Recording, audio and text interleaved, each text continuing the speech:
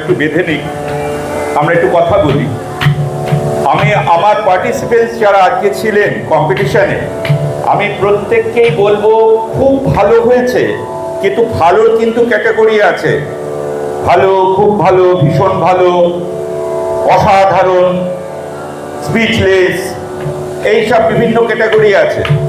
তো এইবার কথা হলো যে সঙ্গীতের মূল যে প্রতিপাদ্য বিষয়টা, সেটা হচ্ছে সুর, সেটা হচ্ছে শ্রুতি। এই সুর এবং শ্রুতি থেকে যারা বিচ্ছিন্ন হয়েছেন, সবাই গান করেছেন নিজের নিজের জায়গা থেকে। We are all perfect human being as we, but it is all of us makes together the perfection. If we want to come the perfection, then only আমাদের প্রত্যেককে প্রয়োজন হবে একে অপরের সঙ্গে আমাদের মিশতে হবে, জানতে হবে, বুঝতে হবে। নিজের নিজের জায়গায় আমরা সবাই পারফেক্ট। আমি যতটুকু সঙ্গীত বুঝেছি আমার জীবনে, সঙ্গীতের মেন হচ্ছে যেটা, সেটা হচ্ছে সাকে চেনা। এই সাকে ঘিরেই কিন্তু তার রে, তার গা, তার মা, তার পা, তার ধা। এই সা যেই সরছে, তেমনি প্রত্যেকটা স্বরও কিন্তু সরছে। অর্থাৎ সেই 4-3-2 4-4-3-2 এর হিসেব, এই হিসেবটা কিন্তু প্রত্যেকের জানা দরকার। আমি প্রত্যেককে বলবো, কারণ সবচেয়ে বেশি ল্যাকিং হয়েছে এই হিসেবটা। অনেকেই বলবে সারেগামা পাধানি, স্যার আমরা তো জানি। শুধু সারেগামা পাধানি জানলে সঙ্গীত করা যায় না। সঙ্গীত করতে সারেগামা পাধানির প্রয়োজন হয়, কিন্তু সঙ্গীত সারেগামা পাধানির মধ্যে সঙ্গীত নেই রে ভাই।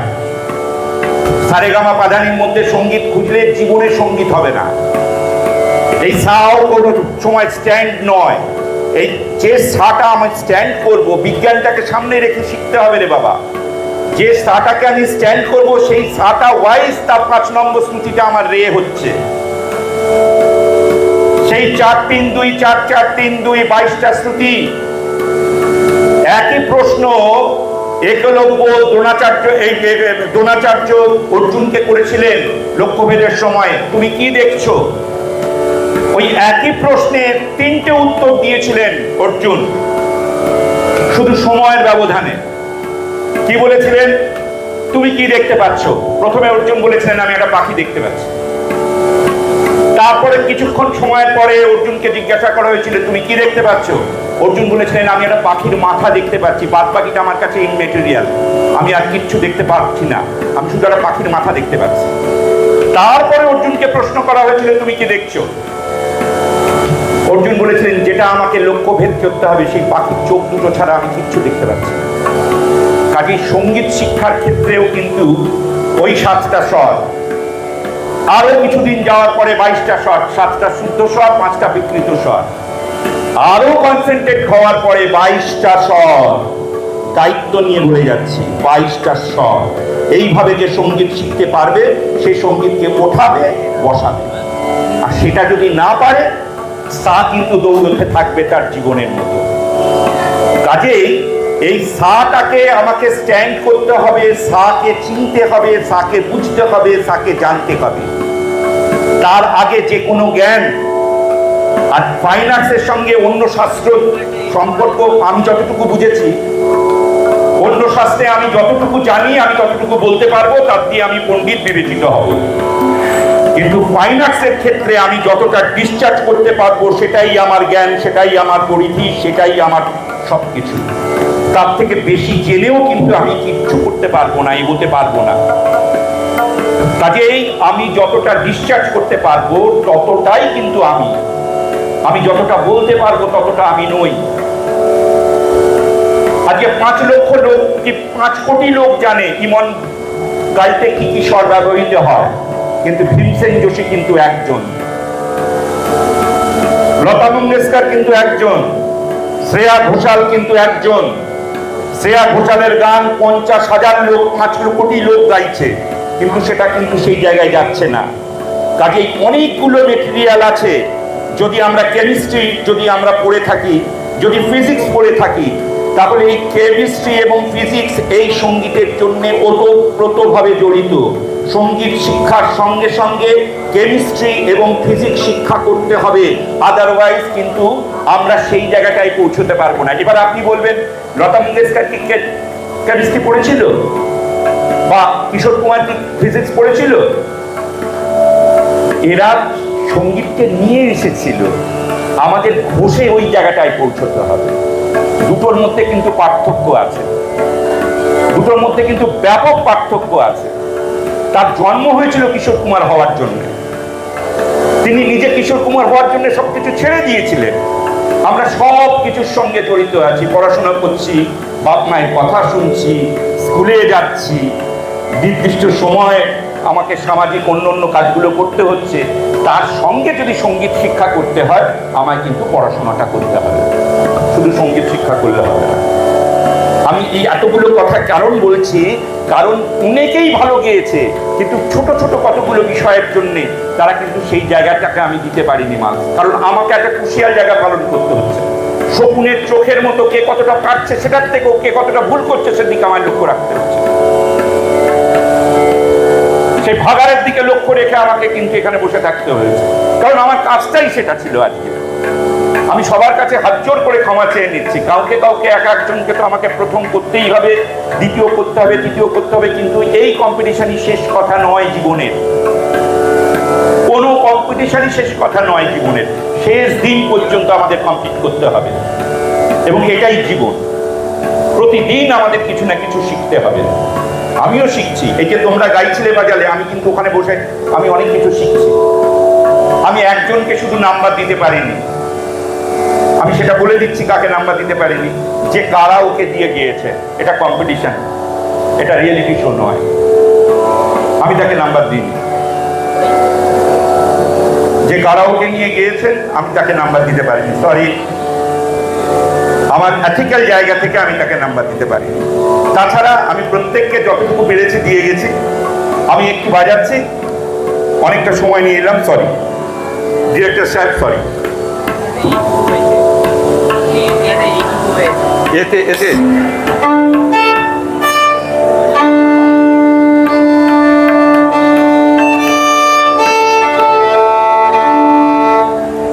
যেহেতু এটা একটা ইনস্টিটিউশন, আমি একটুখানি বলে দিই যে 22টা শ্রুতি বললাম, আমাকে অনেকে জিজ্ঞাসা করবেন, ভাই তুমি কি 22টা শ্রুতিকে মেনটেন করো? আমি বাজাচ্ছি 22টা শ্রুতি।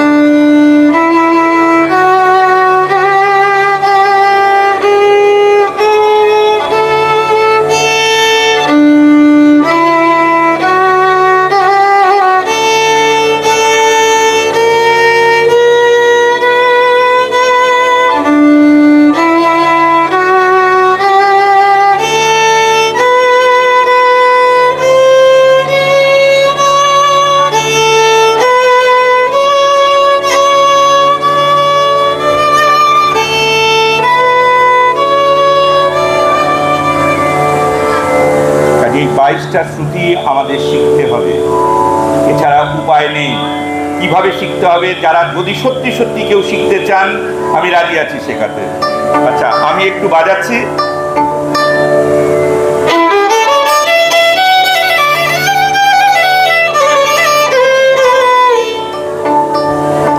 একটু একটু হালকা রিভার্ব দেবেন।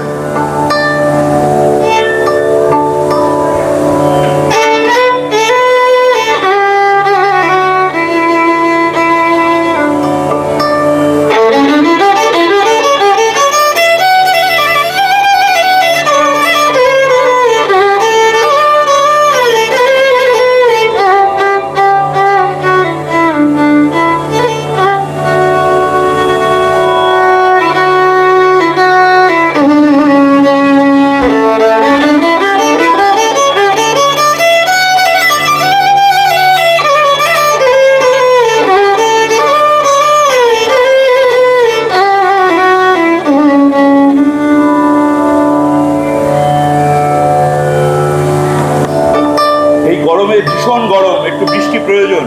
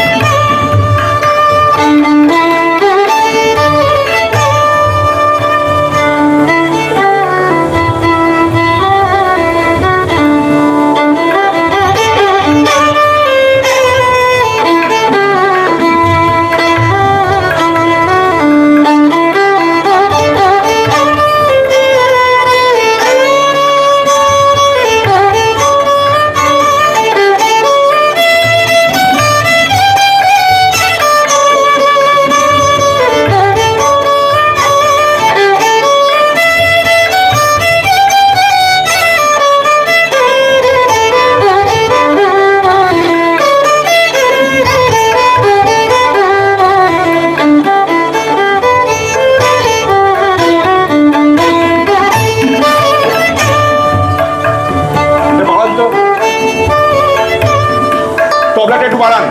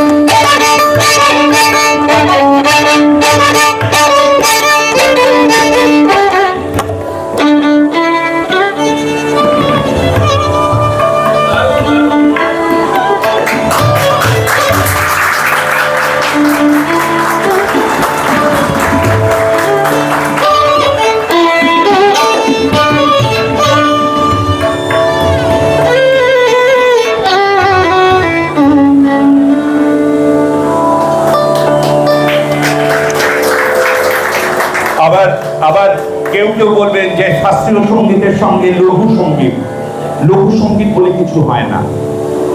সঙ্গীত মানে যদি সারেগামা পাধানি থাকে তাহলে সেটা শাস্ত্র মেনেই হচ্ছে। সেরকম আজকে প্রিন্সিপাল স্যার এখানে রয়েছেন,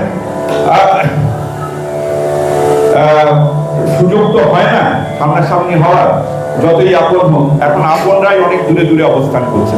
তো যাই হোক,